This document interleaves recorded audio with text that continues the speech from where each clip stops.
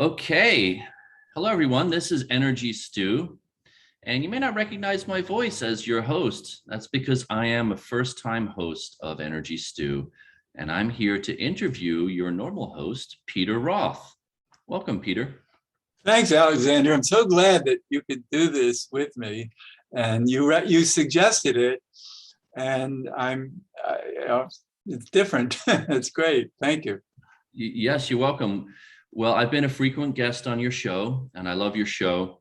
And you were telling me something really important the other day, and I thought this really needs to be out there in a bigger, more beautiful way for people to know your story and know what's been happening for you, the miraculous things that have been happening, the unusual experiences, and the multidimensional experiences. And what's interesting is that as you were telling me about it, it was all focused around your own need to remain unvaccinated, which is a big deal these days, especially in New York, and especially given your age. So, Which Peter, is old. which is old, and Not you're as old 80, as many, but I'm now in my 80th year. I'll be 80 in 2022. and I look up to your wisdom, Peter, and I really appreciate your wisdom. And you were telling me some fascinating things. So, why is it so important for you to remain unvaccinated? Because I don't believe that they're healthy enough. And I even had input from my spirit guides or masters, whoever is out there who seems to know better. Even before the vaccines came out, they were telling me actually physically, chemically, how they work and how they can disrupt our immune systems and cause trouble. And so then when I heard from the scientists who were telling me practically the same chemical reactions that the universe told me, but I had heard them more generally, and the scientists were more specific. But I knew that this was correct, that these vaccines are dangerous, and certainly at my age, and with having had a heart attack 5 years ago, that I'm not willing to chance to blood clots. I also almost died once of anaphylactic shock, so I know that I could have an allergic reaction. All those things together said, absolutely not. And I understand that that's been very challenging for you, not just in our society in New York City, but also with your family. Yeah. Well, one thing that's on my side is that I've had the virus and I have innate immunity, so I don't worry about it. Plus, I also have a good medical doctor who's prescribed ivermectin for me, and I take that as a precaution anyway. And just so my family can feel more comfortable that I'm safe. But unfortunately, as most of us unvaccinated people experience, our family members aren't in agreement with us and feel that they needed and have gotten vaccinated and that I should. And so they're always on my case. But it's quieted down now because I think it's clear that I'm hard to change. But they still are making life a little difficult only because to be with my grandchildren, I have to test negative each time, and I basically outdoors with them, everything is normal, but indoors, I need to mask up. And I'm one thing is that I don't also believe in masks. Very uncomfortable wearing them, and I try to avoid them. And I think it's also psychological that it's hard for me to sit with a mask for long, even though physically I might be capable of it. Right. Well, it's very interesting. You and I were talking about it earlier, this in group and out group, and who's in and who's out, and how the vaccine and the masks are functioning this way in our society right now. It's terrible that us unvaccinated are considered the dirty ones. And that a while back, Biden came out with a talk about how the unvaccinated are causing the variants and we're the ones who are killing everybody. And that stimulated Charles Eisenstein to, who's a great essayist, I follow him closely. And he came out with an essay comparing what Biden said about the unvaccinated to what Hitler said about the Jews, and how we're the dirty ones. And I'm also from a Jewish background, and my father had to escape from the Cossacks in the 19 teens, and his family barely got away from them. And then he came to New York, and even after being a straight A student in high school, couldn't find a meaningful job because he was Jewish. He succeeded in life anyway. And so, but I grew up, with my own run-ins with anti-Semites. Some were pretty bad, I had to fight, and it wasn't nice. And I've had other run-ins, even as an adult. And one thing that has happened recently with the Unitarian Universalist Church, that when my kids were growing up, my wife and I were members. She still is a member, an active member, and I'm not. But for some years, we would go to a spiritual retreat in New Hampshire, out in the ocean, a big hotel on an island that you could go for a week.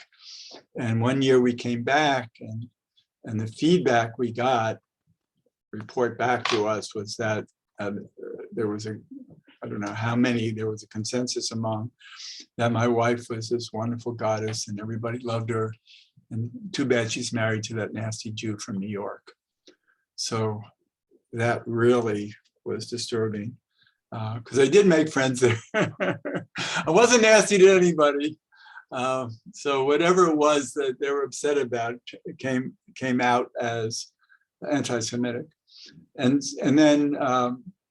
then recently, one of the Unitarian Universalist churches that I'm familiar with had a sermon by the minister, and the Unitarian Universalist Church is supposed to be non-dogmatic, and because it's non-denominational, and they pride themselves on no dogma. And then he gave a sermon vilifying the unvaccinated, and I happened to speak to him about it after. I was very upset, and was told that this is the national church's policy, is that the unvaccinated are bad people and need to be told off. What's very interesting to me is that the same group of people that were once anti-Semites, and now that that's no longer politically correct, they've like morphed their own prejudice and their bias to direct it at a new group of people, of which you are part of this new group of people as well. But I don't want to single them out too strongly, because it's so much a part of society now. That's right. And they're just part of it. And they don't want to be vilified by society and have their church harmed by being different. And in this way. What's that? It's like they've abdicated their moral responsibility to be moral leaders and moral teachers. Almost everybody has. Yeah. And it's those individuals of us who are unvaccinated who are standing up for what we believe are our human rights and constitutional rights, et cetera, and those are being ignored. Right. Well, and what I was saying, I think it is, as you say, a general trend in society that it's no longer politically correct to be racist or anti-Semitic or homophobic, but that prejudice and bias hasn't gone away in people. No, the other is now the unvaccinated. Right. So now it's okay to be prejudiced and biased and discriminatory and bigoted towards that group of people over there. Right. Thank you. We direct all our hatred toward them. I'm glad you clarified that. Thank you. So, so what happened was that I woke up one morning at 2 a.m. in anguish, just because it's so hard to be the other, to be attacked on through my life as Jewish and now as unvaccinated, I just was beside myself. Well, didn't And you have, just for your audience to know, didn't you have like a nervous breakdown? I mean, wasn't it? in the middle of the night at 2 a.m. Well, Yeah. I don't know to call it. I mean, maybe that's I not don't the want to right label term. it. All I want to say that Right, it was extreme anguish, right. and I tried everything, EFT and lasers and elixirs, you I name just it. want your audience to get the picture that you were really in extreme anguish. Yes, This was extreme. it was, and for a couple of hours, I just didn't know what to do with myself. And at one point, I just exhaustion. I guess I lied back, closed my eyes, and immediately I saw my mother standing next to me, who's been gone for 33 years. And she was this beautiful, loving person, and just standing there.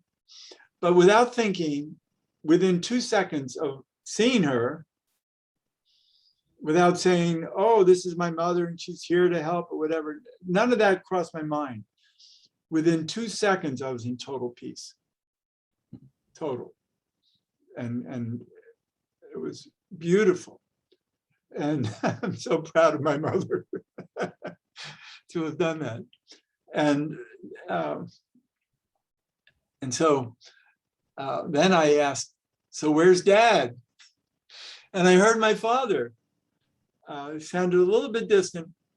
And he said, I sent for your mother because I couldn't be there because I'm also so scarred from anti-Semitism that I'm not a pure enough light for you. It was so beautiful. And so, and my mother, not that she said anything or reached out in any way, she was just as pure love, and that was powerful healing. And that says a lot about what healing is and how healing works. And since then, I've really been very different about it all. I'm much more comfortable in my own skin about all of this. It's really beautiful. And you weren't expecting your mother to show up, and you weren't even necessarily expecting a miracle. I wasn't expecting anything other than, egad, I hate feeling this way. And just to clarify for the people listening, it's that you recognized this same feeling of being othered and having people direct their venom and their hatred toward you. You recognized it from your years of experiencing anti-Semitism, that it Right, was the same thing. right, exactly. And it's amazing. I don't know why I seem to be targeted in my life a number of times, but I guess it's partly because I'm someone who's here to be a teacher and healer, and I had to have my own fires to put out in my life and climb through, and so these, in a sense, were blessings. Strange to call it that, but it brought me to these opportunities.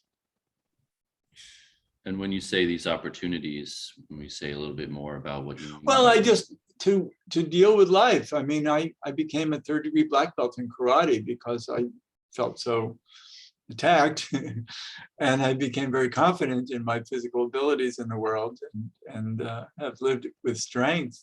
And I was actually attacked by muggers a number of times and fought them off, and I'm proud of myself. I mean, maybe people would say, well, you shouldn't have tried to fight them, but I won. So it's like, okay, and so I've had many experiences in life where I've had to prove myself, and I've had this inner strength from those karate times, and I was in national competition, and so I really was confident in myself. And even recently, about 2 years ago, I walked into a subway car, and a guy came in behind me, and he, I guess, was just looking for trouble. And I never even made eye contact with him or said anything. And all of a sudden I was flying across the subway car. He had picked me up and threw me 10 feet across the subway car. And luckily there were people who caught me. And, so here I'm gathering myself together, and this guy is standing there and he's proud of himself, or I guess, not, just kind of smug. And I felt brave enough to walk up, look him in the eye, and said, that, I pointed at him. I said, that wasn't very nice. But at this age, late 70s, I'm not ready to attack a 40-year-old strong person who looks like he's looking for trouble. Well, and you mentioned the confidence in yourself and the knowingness. The thing that strikes me in our conversations that we've had is the direct guidance that you get. And you mentioned this earlier in this show, that you do have a way to tune in and get direct information about what this virus means, what the vaccines mean, and how. Right, as I said earlier, I understood that the vaccines were very dangerous. But then there's been talk from scientists that they haven't isolated this virus, and that what could it be, and maybe it doesn't exist. And it's like, how could that be true? So one day I was out in the summer, I was on a beach, and I asked the universe, so tell me about the virus. Is it third dimensional? And they said, no. So I said, is it higher dimensional? No. Is it multidimensional? No. Well, what is it? And they said, it's underdimensional. And it's like, who ever heard of that? What does that mean? And so I just kind of left it at that. I couldn't understand that. But the next morning at 5 a.m, so I was awakened by teachings. I was, intuitive, being told to me, and I'm lying there, and so I started to receive a teaching about viruses, and I asked, who's talking to me? And I was told one of them was Nikola Tesla.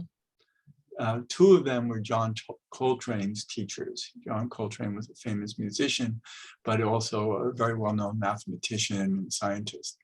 And also one of Rupert Sheldrake's teachers. And it was like, okay, so what does this all mean? And Tesla started explaining that viruses are an intelligent plasmic field. They're plasma. And they work, and plasma is a very magical energy. And to be intelligent, it means it can be creative and resourceful. And so it operates actually as a being, a community, and then through Rupert Sheldrake's teacher, I was told it's a morphogenetic field. So in other words, and likely every species is morphogenetic in that it operates on a macro and a micro level. And so the macro level of viruses is that they communicate intelligently and create strategies and purposes, and that's why they mutate. And how they can mutate in such large numbers together, and why they mutate, and so what their purpose is. And so what their purpose is to seek hosts. And we're all hosts, or potential hosts. And so what does that mean? Why are they seeking hosts? And they're challenging us to evolve as a species, to be more intelligent and know how to live with them in a way that, the good guys of the viruses can do a good job for us and don't have to be as harmful. Because viruses serve great purposes in our bodies. We do have tons of different viruses that actually kill cancer cells. They do things that, it's known now that there are really good viruses. and then there are ones that challenge our ability to stay healthy. And so what does that mean? Well, it means everything about how vulnerable we become in life because we don't know any better. So how do we don't know any better? Well, we don't know because it's a learning curve, and we're learning to take eat different foods, have different lifestyles, take supplements and nutrients, et cetera, be out in the sun more. And so the viruses are challenging us to be smarter. They've also been doctored with, their energies, their intelligence has been doctored with, so that we have bioterrorism as well. And so, and they're just, viruses are basically still just doing their job, but they're unfortunately having to do it more harshly. So, so it turns out that they are not as interested in the day-to-day lives of humans on a micro scale, because too many just aren't smart enough and are vulnerable hosts and will die.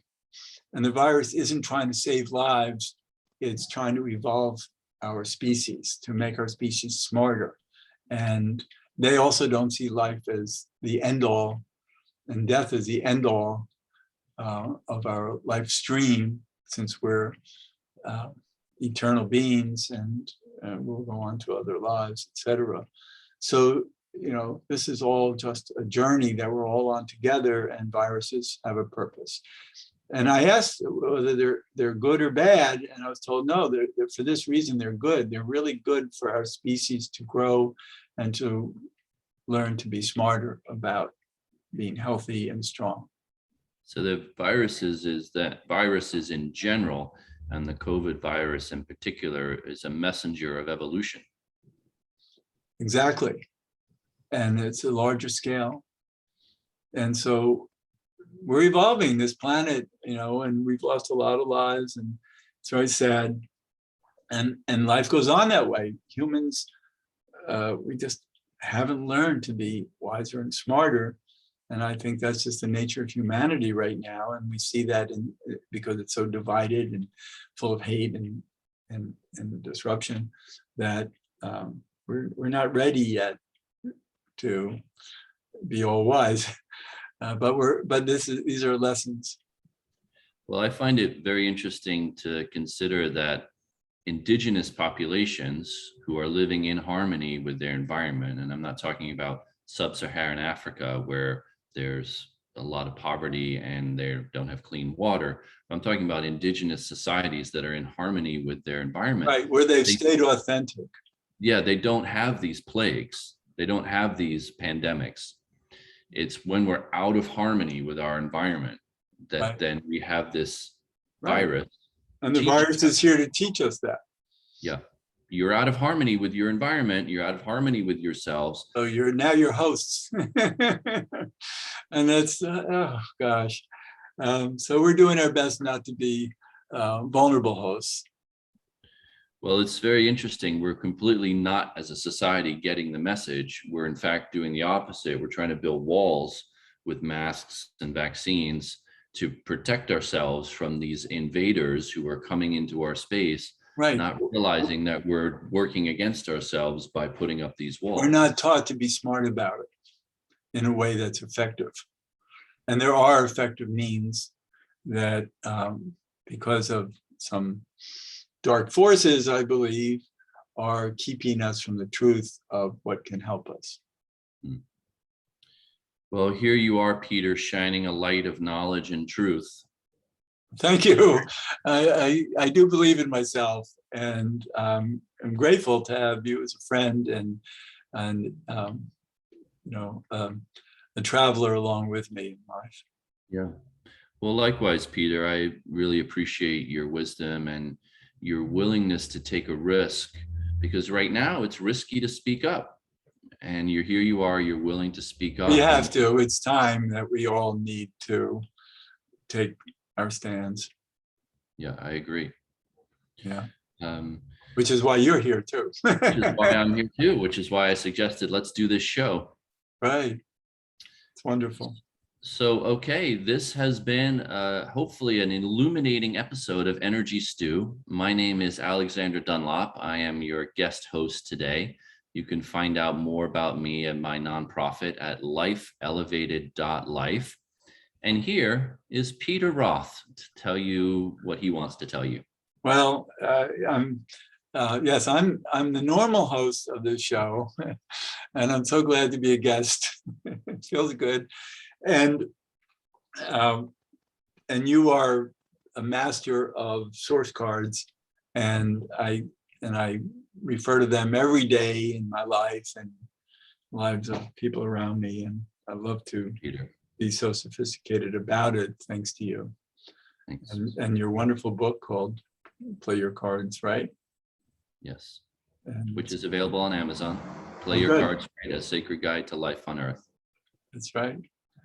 And I'm sure we'll be talking more on Energy Stew.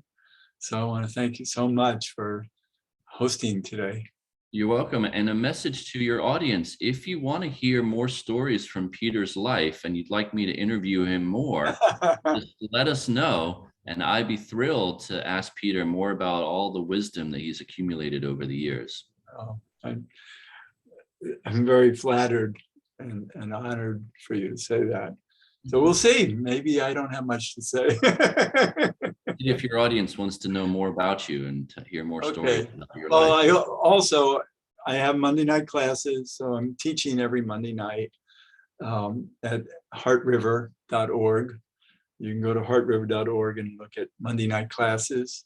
And I work with my intuition, I teach intuition, I work with the human design system, and I also use cards in classes too, because they help assist everybody in all these other things that we do.